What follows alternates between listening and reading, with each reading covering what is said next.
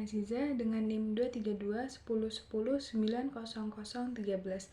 Di sini saya akan menjelaskan tentang 4 materi dari 4 kelompok. Yang pertama, kelompok 1 membahas tentang pengertian hadis riwayah dan hadis dirayah dan struktur hadis. Pengertian hadis adalah sumber utama ajaran Islam yang mencangkup perkataan, perbuatan, dan persetujuan Nabi Muhammad SAW. Dan sebagai pelengkap Al-Quran, hadis menjelaskan hukum-hukum Islam yang tidak dibahas secara mendalam dalam Al-Quran dan menjadi teladan bagi umat Islam. Istilah hadis dalam bahasa Arab berarti berita atau kabar. Hadis terdiri dari 2 bagian utama, yaitu sanad rantai perawi dan matan isi. Sanad menjamin keaslian hadis melalui kredibilitas perawi, sedangkan matan adalah teks yang berisi ajaran Nabi. Hadis diklasifikasikan berdasarkan tingkat keaslian, yaitu sahih, hasan, dhaif, dan ma'udhu. Ilmu hadis, ilmu yang mempelajari hadis terbagi menjadi 2 cabang. Yang pertama, ilmu hadis riwayat, fokus pada proses penerimaan dan penyampaian hadis melalui sanad. Yang kedua, ilmu hadis dirayat, menganalisis dan memahami isi hadis atau matan berdasarkan konteksnya. Lalu pembahasan ketiga yaitu struktur hadis. Sanad rangkaian perawi yang menyampaikan hadis. Yang kedua, matan isi dari hadis yang menjadi inti ajaran. Yang ketiga, rawi, perawi yang menyampaikan hadis harus memenuhi syarat keadilan dan ketepatan hafalan. Yang keempat, lafaz, kata-kata dalam matan yang penting untuk menjaga makna dan interpretasi hadis. Pentingnya hadis memegang peran vital dalam setiap aspek kehidupan umat muslim, baik ibadah, sosial, maupun hukum. Melalui proses verifikasi yang ketat, hadis berfungsi menjaga kemurnian ajaran Islam sepanjang masa. Lalu kelompok 2 membahas tentang kedudukan dan fungsi hadis. Yang pertama, kedudukannya sumber hukum. Kedua, hadis adalah sumber hukum utama setelah Al-Quran, menjadi dasar ajaran dan hukum Islam. Lalu penjelasan Al-Quran. Hadis menjelaskan maksud dari ayat-ayat Al-Quran yang umum dan memberikan rincian tentang aturan ibadah. Lalu yang ketiga, pelengkap Al-Quran. Hadis melengkapi aturan yang tidak disebutkan dalam Al-Quran seperti tata cara zakat dan puasa. Pedoman hidup. Hadis menjadi panduan dalam aspek ibadah, akhlak, dan muamalah, mencerminkan perilaku Nabi Muhammad SAW.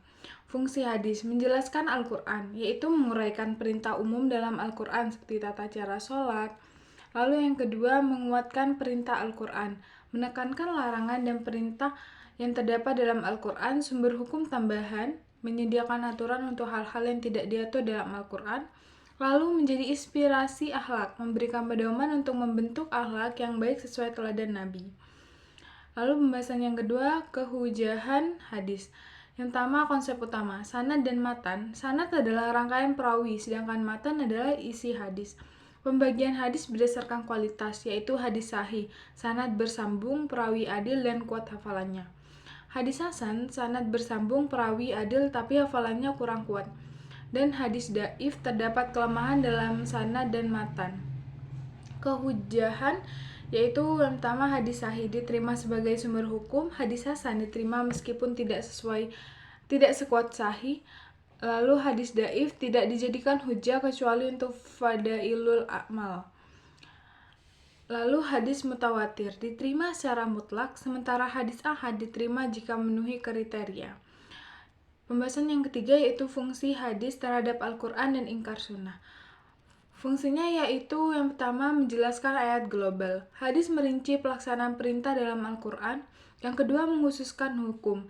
Hadis menghususkan ayat-ayat yang bersifat umum, menjelaskan yang tidak disebutkan, memberikan rincian yang tidak ada dalam Al-Quran, lalu memperkuat ajaran, yaitu menegaskan kembali ajaran yang ada dalam Al-Quran. Dan ingkar sunnah, artinya itu menolak otoritas hadis sebagai sumber hukum, hanya berpegang pada Al-Quran. Argumentasi terhadap ingkar sunnah yaitu yang pertama, perintah menaati Rasulullah. Al-Quran memerintahkan untuk menaati Nabi Muhammad.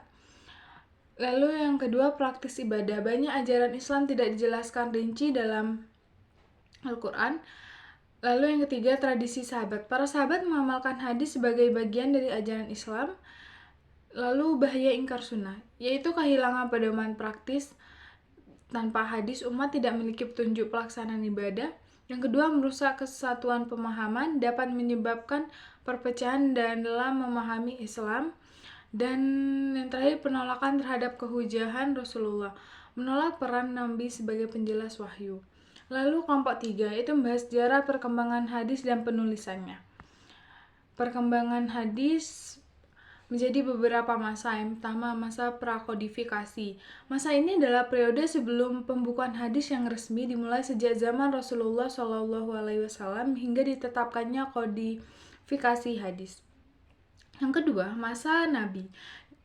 Masa Nabi, para sahabat sangat mencintai Rasulullah dan berusaha menghafal ajaran Islam, termasuk hadis. Hadis Nabi dianggap sebagai sumber kebahagiaan dan merupakan pilar kedua setelah Al-Quran.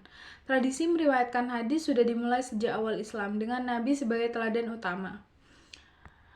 Lalu yang ketiga, masa sahabat. Setelah Rasulullah wafat, sahabat melanjutkan tradisi menghafal dan meriwayatkan hadis dengan hati-hati, menjaga keaslian dan kebenarannya. Yang keempat, masa tabi'in. Para tabi'in sebagai murid sahabat mulai mengoleksi hadis dan menyusunnya dalam kitab. Mereka juga sampai hati dan meriwayatkan dan mencatat hadis mengikuti metode yang telah ditetapkan oleh sahabat. Lalu dengan demikian, sejarah perkembangan hadis menunjukkan betapa pentingnya para nabi dan sahabat dalam penyebaran ajaran Islam melalui hadis. Perkembangan hadis pada masa sahabat setelah Nabi Muhammad SAW wafat pada tahun 11 Hijriah, beliau meninggalkan dua pegangan penting bagi umat Islam, yaitu Al-Quran dan hadis. Kedua sumber ini berfungsi sebagai pedoman hidup untuk mengatur seluruh aspek kehidupan umat. Lalu, yang kedua, penulisan hadis. Penulisan hadis pada masa Nabi, pada masa kepemimpinan Nabi, kecakapan dalam baca tulis masih terbilang sangat kurang. Maka Nabi menekankan para sahabat untuk menghafal hadis, memahami dan memelihara, dan memantapkannya dalam bentuk amalan sehari-hari, serta menyampaikannya kepada orang lain. Hadis-hadis yang diterima oleh tabi'in ada yang dalam bentuk catatan dan juga yang dihafal. Namun di masa ini, periode periwayatan menjadi lebih rentan terhadap kesalahan. Beberapa faktor penyebab kesalahan dalam periwayatan setelah era sahabat, yaitu yang pertama, kekeliruan manusia. Semua periwayat termasuk sahabat dari tabi'in tidak terlepas dari kemungkinan kesalahan. Yang kedua, terbatasnya penulisan.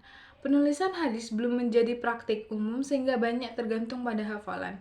Yang ketiga, periwayatan secara makna. Banyak sahabat dan tabi'in yang meriwayatkan hadis dengan maknanya yang dapat menyebabkan variasi dalam redaksi. Lalu kelompok 4 membahas tentang cabang-cabang ilmu hadis.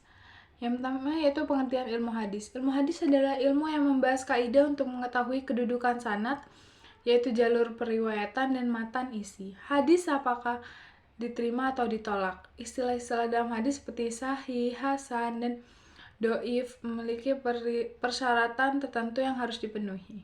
Yang kedua, cabang-cabang ilmu hadis ada 7.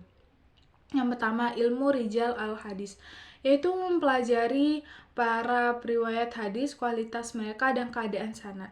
Yang kedua, ilmu tarik al-ruwah, mempelajari biografi para periwayat hadis, termasuk waktu kelahiran dan wafat mereka.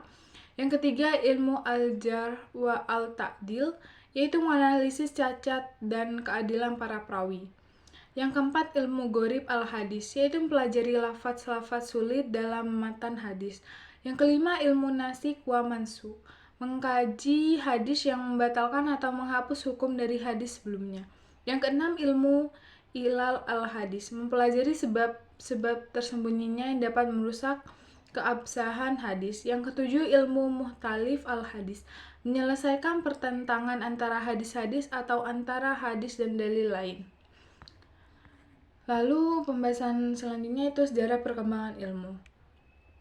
Sejarah perkembangan ilmu hadis telah melalui berbagai tahapan perkembangan, dimulai dari masa Rasulullah SAW hingga masa kodifikasi. Pada awalnya ilmu hadis bersifat terpisah, tetapi sering waktu berbagai disiplin ilmu tersebut digabungkan menjadi satu kesatuan dalam ulumul hadis. Ulumul hadis mencangkup berbagai ilmu yang berkaitan dengan hadis Nabi Shallallahu Alaihi Wasallam. Ilmu ini penting untuk memahami dan mengamalkan sunnah sebagai sumber hukum Islam yang kedua setelah Al-Quran.